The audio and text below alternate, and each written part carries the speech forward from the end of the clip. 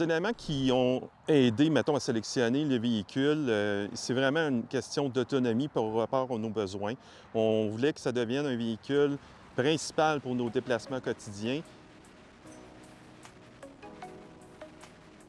En 2018, j'ai fait le saut dans une Nissan Leaf, donc 2018, 40 kWh, donc avec une autonomie de 240 km environ. Fait que c'était vraiment une question d'autonomie, aussi peut-être la réputation de Nissan dans ce temps-là. Et c'est pour ça que j'ai acheté ce produit-là. Puis un an après, on s'est rendu compte qu'on a roulé 2 fois, à 2 dans la minivan. Donc on s'est rendu compte que la minivan servait juste pour aller au travail, aller-retour. Donc, on s'est dit, on saute dans une deuxième électrique. C'est là qu'on a acheté une Chevrolet Spark 2015 avec très peu d'autonomie, mais qui faisait nos besoins d'aller-retour au travail parce que la Leaf faisait les plus gros déplacements. 2 ans par la suite, on a fait un choix qui était autant financier, autonomie et compagnie. On a acheté une Chevrolet Bolt 2020 avec 417 km d'autonomie. De la recherche que j'ai faite pour passer au monde électrique, j'ai commencé autour de 2015. On avait encore 2 véhicules à essence. J'ai commencé vraiment à faire beaucoup de lectures pour pouvoir faire des choix éclairés. Un des éléments clés déclencheurs, ça a été de passer à Laval lors d'un événement de l'AVEC.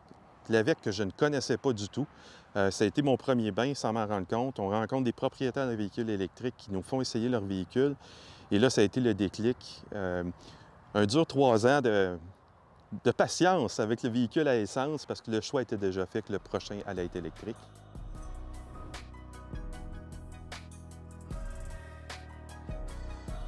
Au niveau des différentes ressources que j'ai utilisées là, pendant mon 3 ans de réflexion, on va dire, mettons, de 2015 à 2018, c'était pas vraiment un 3 ans de réflexion. La réflexion était faite, mais j'ai pu m'en renseigner avant de faire le saut en 2018.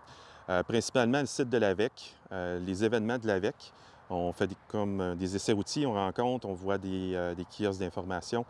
J'ai lu des forums de discussion, je me suis informé sur la prochaine génération de la Leaf et c'est là que j'ai commencé vraiment à m'intéresser au modèle puis en apprendre le plus possible. Donc, au moment que je l'ai vu, j'étais vraiment prêt à signer parce que j'étais tout renseigné depuis un certain temps.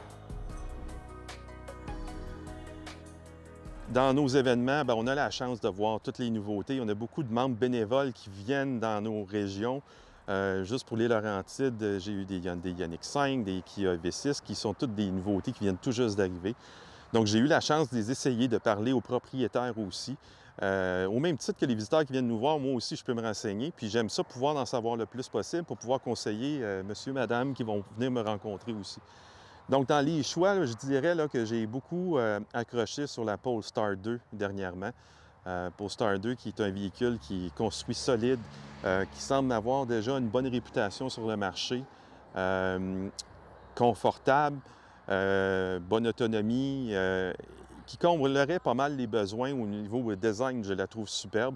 Donc, c'est quelque chose qui m'intéresserait vraiment comme produit, qui serait peut-être un des prochains véhicules.